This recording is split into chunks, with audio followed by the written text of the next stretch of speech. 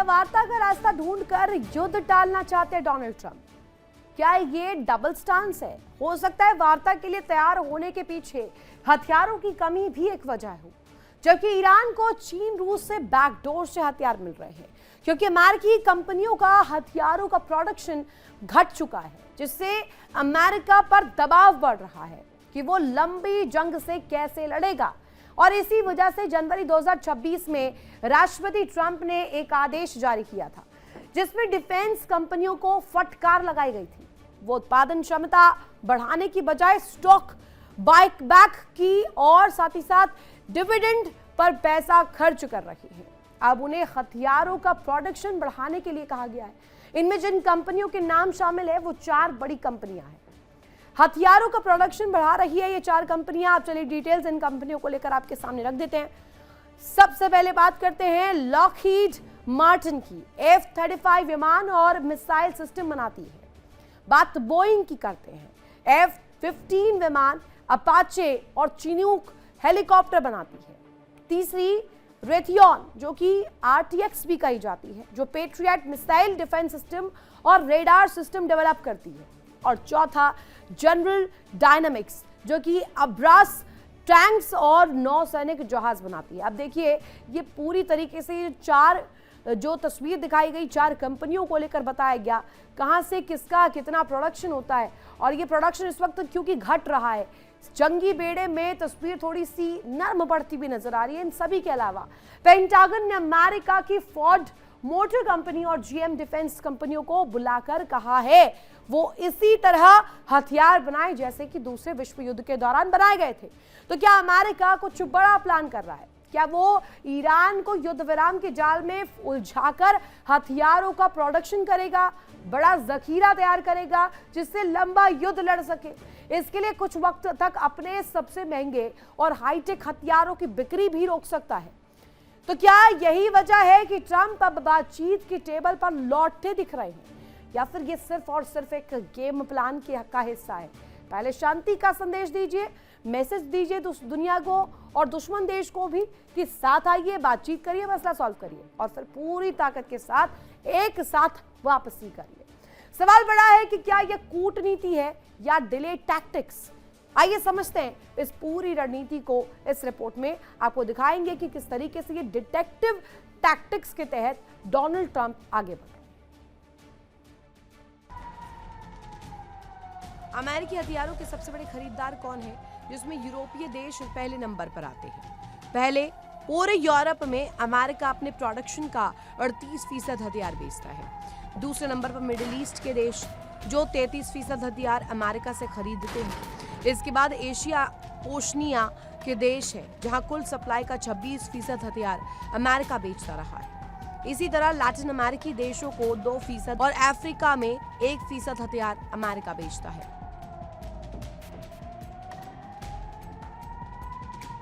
दुनिया में सबसे ज्यादा हथियार बेचने वाला अमेरिका खुद हथियारों की कमी से जूझ रहा है। पेट्रियट सहित बाकी डिफेंस सिस्टम की मिसाइलों का जखीरा खत्म होने के कगार पर है। इजराइल अरब देशों ने अपनी 75% से ज्यादा इंटरसेप्टर मिसाइलों को इस्तेमाल कर लिया है।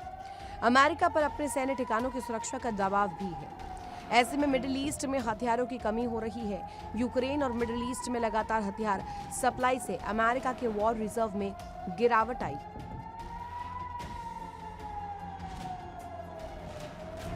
Bureau report, India daily.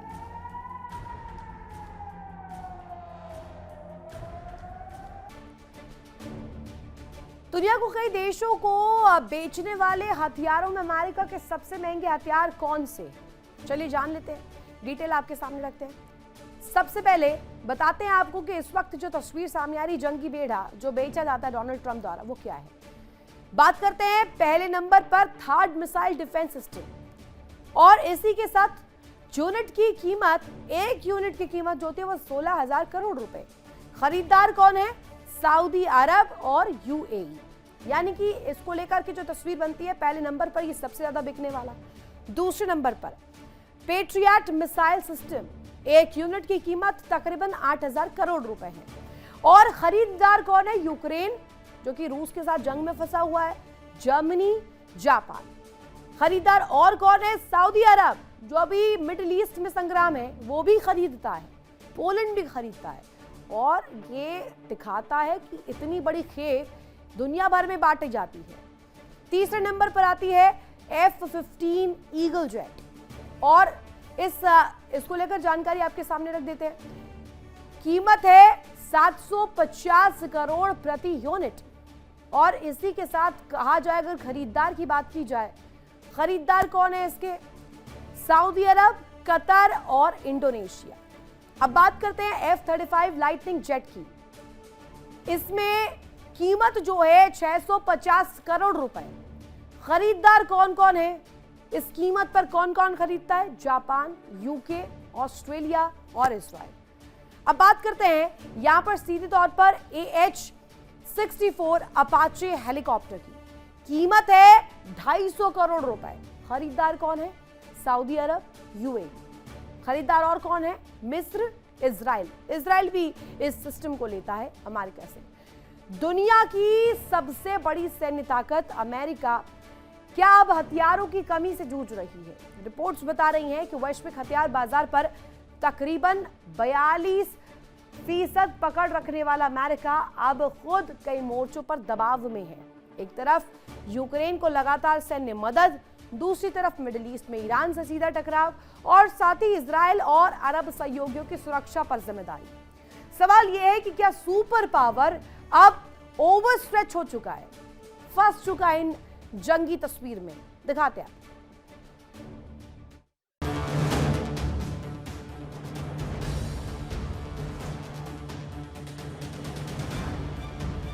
US state department की रिपोर्ट के मुताबिक अमेरिका दुनिया के करीब 42% हथियार बाजार पर नियंत्रण रखता है, जिसमें यूरोप और मिडिल ईस्ट में उसके हथियारों की सबसे ज्यादा खपत होती है।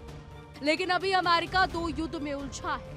यूक्रेन को बैकडोर से सैन्य मदद भेजता रहा है, जबकि अरब में ईरान से सीधे युद्ध लड़ रहा है, और अरब देशों के साथ इजराइल को भी सुरक्षा दे रहा है, जबकि वेनेजुएला जैसे ऑपरेशन भी करता रहता है।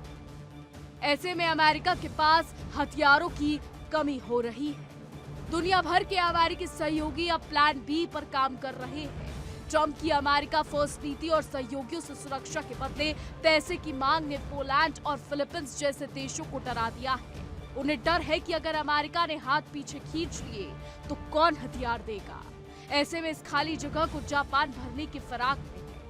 सनाए ताइकेची नियमों में ढील देकर डिफेंस प्रोडक्शन बढ़ाने वाली है, और अमेरिका के सहयोगी जापान की ओर शिफ्ट कर सकते हैं। वर्ल्ड वॉर 2 के बाद ये सबसे बड़ा परिवर्तन है जो अमेरिका के लिए नया संकट हो सकता है। इस बीच चीन ने अमेरिका को ऐसे रेयर अर्थ की सप्लाई घटा दी है जो हथियार उत्पादन के लिए जरूरी है। एक तरीके से अमेरिका के हथियार प्रोडक्शन पर चीन ने किल स्विच लगा दिया है, जबकि ईरान न सिर्फ हथियार बना रहा है बल्कि उसे चीन रूस से भी मदद मिल रही है। ऐसे में अमेरिका के सामने लंबे वक्त तक युद्ध के लिए ज्यादा हथियार चाहिए। ट्रंप समझ चुके हैं कि अभी हथियारों की कमी है। ऐसे में साख बचाने का सबसे सही रास्ता वार्ता के जरिए स्थायी युद्ध विराम ही। Bureau report, India daily.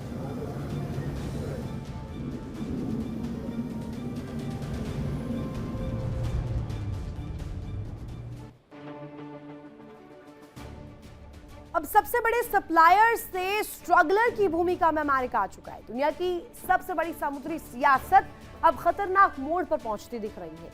जहां एक तरफ मिडिल ईस्ट में स्ट्रेट ऑफ हॉर्मुज को लेकर तनाव रहता है, वहीं अब उससे भी बड़े ट्रेड रूट पर चीन ने चाल चल दी है। जी हां, ड्रैगन अब सीधे दुनिया की सप्लाई लाइन को कंट्रोल करने की तैयारी में है। कैसे, बताते हैं आपको। हॉर्मुज से भी बड़ा खतरा इस वक्त कैसे मंडराता हुआ नजर आ रहा है। समंदर पर चीन का पहरा जो है वो क्यों हम कह रहे हैं, जानिए जरा। हॉर्मुज से भी बड़ा खतरा, क्योंकि दुनिया को इस वक्त इस बड़े खतरे से दो चार होना पड़ सकता है। साउथ चाइना सी पर ड्रैगन की नाकेबंदी, दुनिया के 33% व्यापार पर चीन की नजर अभी बनी हुई है। एंट्री गेट पर बैरिकेड लगाना हो, बंद होगा इससे ग्लोबल रूट और फिलीपींस बनाम चीन समंदर में ये टकराव का रास्ता खोलेगी। आपको बता दें, स्कारबोरो शोल बना नया जंग का मैदान, साथ ही चीन का सी कंट्रोल मिशन यहीं से एक्टिवेट होता है। दुनिया इसीलिए अलर्ट हो चुकी है क्योंकि ये हॉर्मुज से भी बड़ा खतरा है। 352 मीटर लंबा अवरोधक लगाने का दावा किया जा रहा है। 4 फिशिंग बोट और जहाज से इलाके को सील कर दिया गया है। पानी के अंदर पनडुब्बियों की तैनाती। फिलीपींस में यहां पर कड़ा विरोध भी जताया है। ये स्पष्ट रूप में सामने आ रहा है और इसी वजह से हम कह रहे हैं कि ये खतरा जो है हॉर्मुज से दोगुनी तिगुनी संख्या में होगा, क्योंकि यहां पर जो व्यापार सिर्फ और सिर्फ तेल का नहीं होता, पूरी दुनिया की कनेक्ट को लेकर यहां बड़ी चिंता होगी। कैसी तस्वीर बनेगी दिखा दिया।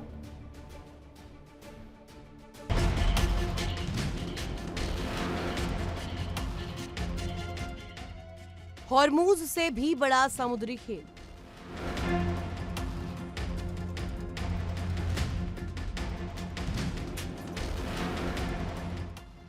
एंट्री गेट पर चीन का पहरा।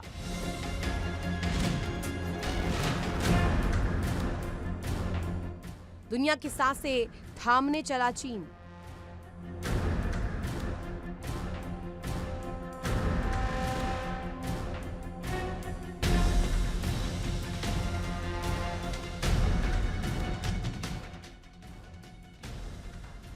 एशिया के समुद्र में सुलगती साजिश अब खुलकर सामने आ गई है। जहां कभी सिर्फ व्यापार चलता था, अब वहां ताकत की तैनाती हो रही है और इस बार दांव इतना बड़ा है कि इसका असर सिर्फ एशिया नहीं, पूरी दुनिया पर पड़ेगा।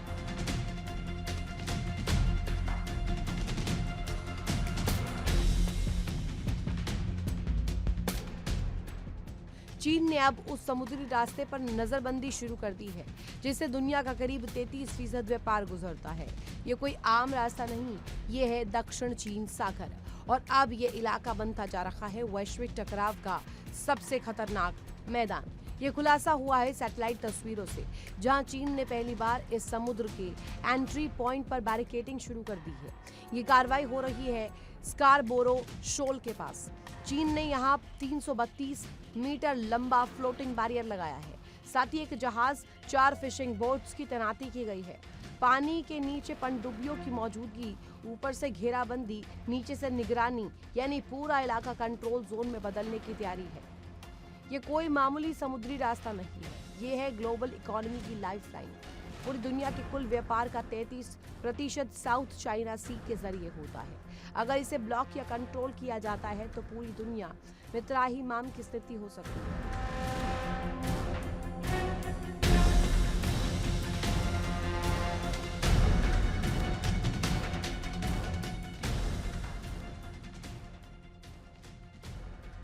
सिंगापुर, फिलीपींस, जापान, चीन और ताइवान जैसे देश इसी रास्ते से अपना व्यापार करते हैं। इस द्वीप के अधिकांश हिस्सों में पहले से ही चीन का कब्जा है, लेकिन हाल के दिनों में कृत्रिम द्वीप बनाकर चीन इसे पूरी तरह कंट्रोल करना चाहता है। जानकारों का कहना है कि चीन के इस कदम से इस इलाके में तनाव पैदा हो सकता है, क्योंकि यहाँ पर फिलीपींस पहले से अपना दावा करता रहा है। हालांकि बैरिकेडिंग को लेकर चीन ने आधिकारिक तौर पर कोई टिप्पणी नहीं की। देखिए इंडिया डेली 24/7 अब आपके स्मार्ट टीवी पर। इंडिया डेली मौजूद है सभी डिजिटल प्लेटफॉर्म पर लाइव और लगातार। इंडिया डेली 24/7 हर दिन राष्ट्र को समर्पित।